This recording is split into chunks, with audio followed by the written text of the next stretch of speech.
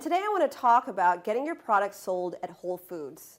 Now, the reason why I decided to create this particular segment is because I teach thousands of product companies across the country on how to get your products into stores.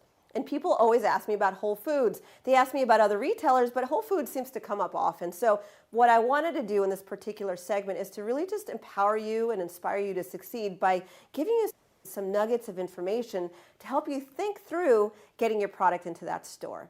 So let's talk about Whole Foods. There's one thing that I can think of right off the top of my head that I think is important for you to know.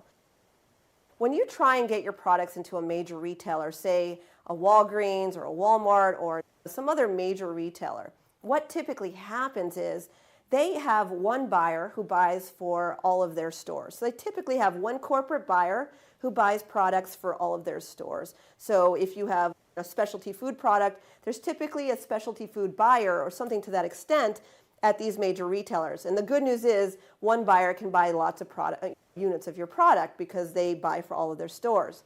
Now, the difference between another retailer and Whole Foods is that Whole Foods actually buys on a regional level, which I actually think is pretty cool, especially for a company who's new to the field or who is just getting started with Whole Foods or trying to get products into Whole Foods, because what that means for you is that you can actually potentially reach out to several different buyers within Whole Foods to potentially get your products into them.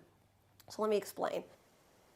If you go after, say, a Walgreens or some other major retailer, right, and that buyer doesn't like your product, you pretty much can't get your product into that store until another buyer shows up or there's some other reason why you can get that product to that store. If the buyer says no, it shuts you down. But with Whole Foods, they set it up regionally. So there's a buyer who buys products for just that region. There's so many variables of regions that they are responsible for.